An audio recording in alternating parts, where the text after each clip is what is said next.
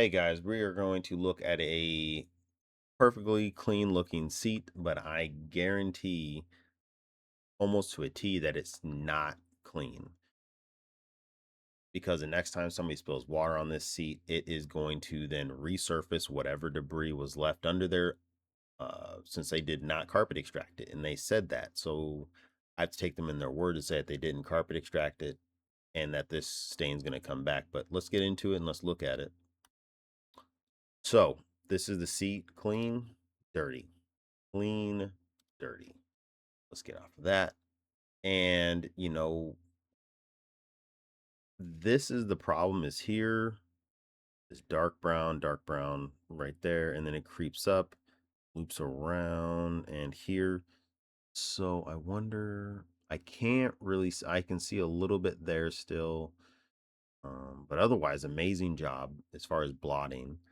Um, because the part is that he didn't extract it. So this is a learning moment. I'm not pushing him off to the side saying, "Hey, you need to stop doing what you're doing. You're making the rest of us look bad." He's probably uh, learning just like I had to learn when I started detailing cars back in the day. So that's how I look at this, and that's how I'm going to take it. Fabric seats are sponges. They have the cloth on the top, and then they have a very uh, malleable, soft cushion underneath. And that right there is where a lot of the spills that you put in your car, your kids do it, your dogs do it, whoever does it. If you spill something on your seats, it's being absorbed into the mat under the fabric. And that's where extractors come in. When you scrub a stain, you're just moving the contamination around because you're spreading it to where that way it's loose and it's not like this like layered cake kind of thing. Is that now you're flattening it out to where you can actually do a perfect extraction to actually get up the most amount without having to do an obnoxious amount of passes or oversaturate the seat. Um, and then this is where it just gets professional, the walkthrough. I vacuum the seats out. And this is where I push the cloth down. I push the seat to expand the stitching, so that way I use my blowgun at an angle to scoot the dirt out of the crevices. I even blow in this little area right here, along here, to push any of the debris out under into onto the floor, out of the seat, to make sure that I got the maximum amount of debris off and out of the seat. I spray my carpet shampoo, and I use concentrated a citric. This one I've used, but I have my own now. Shampoos that I am making that are doing very well, that I will most likely be starting to sell, as well as doing videos, as well as what to do and how to use them properly. Because citrus based formula, meaning it is a concentrated formula versus a carpet shampoo that is a water based, meaning that is already diluted. So that's kind of the fine points as far as professional way to look at it. And I spray it and I dilute it and I spray it onto the car seats or even the carpet, wherever the stain is. And I let it sit there for about 5 minutes. And that's important. I wear my watch. People say, like, people always ask me, like, "Oh, are you military? Because your watch is like that." One dude said, "Oh, are you a shooter?" I'm like, "What are you talking about?" He's like, your watch is on the inside of your wrist versus the outside. I say it's just more comfortable for me, and that's how I look at the time as I'm working on vehicles. And he just like laughed about it because I guess it was just funny. And then I use my hot water extractor, and I have a rip clean and a vacuum is my extractor with a hot water heater. Best system I've ever seen made, and it has excelled my business tenfold to be able to work on more cars more efficiently and to be able to extract at such a higher velocity and a better rate of success versus when I had a mighty vac with a heater inside. And I'll go into that more later to kind of tell you why I switched versus stayed with that kind of system. Um, and this is the next step that a lot of detailers don't think about. And I could be wrong, but I've always asked a lot of detail, like, "Oh, why don't you use hydrogen peroxide?" They're like, "Why would I?" I was like, "Dude, it's a lighten. It's a like, for me, it's almost like a nuclear bomb because when that hydrogen peroxide gets on like organic stuff, it starts to bubble, and those bubbles are like just atom bombs going off, going off, going off. And I scrub it with the drill brush again, second time, and that is the the scorpion get over here. It's just like, You win. and with that Perfect. you win mode, it is brilliant. It's really great. It makes it to where it's 100% clean at that point. It's not only visually clean, but the hydrogen peroxide actually cleans out whatever remaining residue could be in the seat that I missed on the first attempt with my uh, regular carpet shampoo. And then I just allow it to dry. And then once it's dry, I kind of do a spill test on it. Like I will drop water on it just to see, hot water, mind you, just to ensure if the color comes back, because I'm just a little bit weird like that. Uh, and then this is now for the homeowner, for the at-home parent that doesn't have, the $200 to $500 because their kids are always spilling in the car. They got 2 to 4 kids. They have like a dog or two. They're always running and gunning kind of thing. Buy a Bizzle, like the small heated Bizzle vacuums. Get the I think it's Audubon 3-in-1. It's great for at home use because it has a drying agent in it. It has a defoamer package inside that solution to where you can't really mess up if you go over an ounce or 2 or 3 ounces of that chemical in water, and it's safe around people. A lot of my cleaners are safe around people to a degree.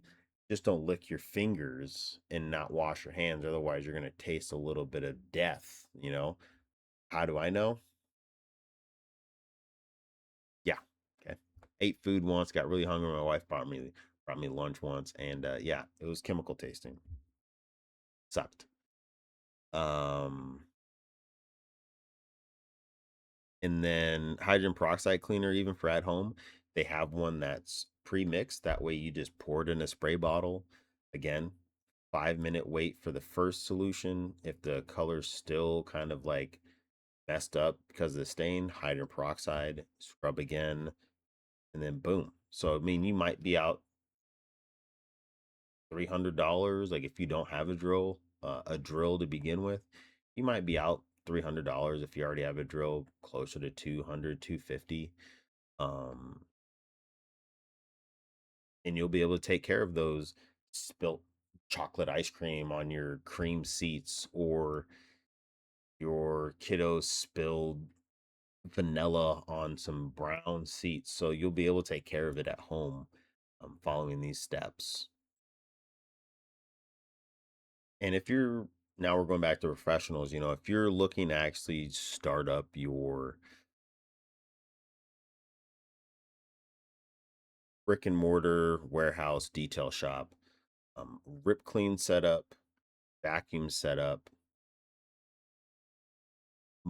it's modular equipment, meaning if your hose breaks, you can easily replace it and go buy one within 30 minutes to an hour, depending on where you live or how your roads are. Me, I can get new parts within, you know, 20 minutes because my shop is luckily right down the road from Home Depot and Lowe's. So I just have those, I've kind of pick of the litter. And then I have a pump store to where I can go there to get my rip clean. If my rip clean hose messes up, or if the sprayer is messed up, I can easily go right across the street to this hose fitter and get those fixed and replaced in a moment's notice. So I'm very fortunate. But I always tell people you should have, if it's you should have two of everything. That way, if the first thing goes out, you can immediately swap it out and get this get the unused, unopened package. Cool, like a rip clean. Your second one, is just right there. Rather than you have one rip clean, it breaks, and let's say you don't live in a area that is so nice and giving like my area is, where I can fix this stuff in an hour and be back to work. You should have two of everything. I have two of everything for myself. And then when I hire somebody, I'm at that four of everything, because I just don't want to be in a situation of, yeah, you can't work. So I don't know what you're going to do here for the next couple days until the new part gets in. So always think like that. Think with the end in mind. If something breaks, are you able to keep working? If you say no, you know what you have to do. Um, and this took me away from Mighty Vacs. I used to have a Mighty Vac. It was like 14, $1,600 unit, and the sprayer went out, so I had to buy a new sprayer. And then the extractor head broke, and then the um, vacuum part broke, and it got to a point of I'm having to buy for one system three of everything. So like one machine, I would have three different pumps, three different vacuum replacements. I had only one extra heater to swap out if that one burnt out, and it got to the point of I can't keep doing this. And especially ordering pumps from Alaska. That's where it's hard for me here. Is I don't live near a pump store. I don't have a pump store for replacements as easy as somebody else might. I don't have easy access to new heater parts replacements. So it was very expensive replacements and then very long wait times. I had to like wait 10 days for a pump to get here. 7 days for a vacuum to get here, vacuum motor to get here. So swapping to this was a no brainer. Um, it's in my warehouse, brick and mortar, and it just was a very strong decision that had very great a great success. And to those that are like, it looks kind of cheap, like having this with the shop vac. And I'll tell you right now, from a professional standpoint, I've had customers say, "What is that? Like, where's your?" They're looking for this giant fucking machine that's just like a monstrosity. And I said, "Oh, I don't have one of those anymore. I switched to this." And I showed them, like, I have a RV water heater. I bolted that into um, the water system, and then I have just a um, red hose that attaches to my rip clean and my shop vac, and that's how I carpet extract people's cars. It's just the same. It's just now I can do a way better job, way faster, and have to worry about less parts breaking. And that's from my point to you as a detailer professional. Don't allow somebody to make you feel like your decision was bad, when in fact, if your decision makes it to where you can work faster, work cleaner, have less problems as far as breaking of your business, meaning if your carpet extractor goes out, you're not doing anything until it's fixed. Doesn't matter how much you vacuum, doesn't matter how much plastic, leather, vinyl you scrub and wipe down and polish, doesn't matter how clean the windows are. If you can't extract carpet, you're in the water. You're just head above water with your nose sticking out. So, remember, clean doesn't always mean clean. If you don't remove the contamination, you really just moved it somewhere else. But love it. Thank you guys. We'll catch you on the next one. Detailing After Dark. Peace.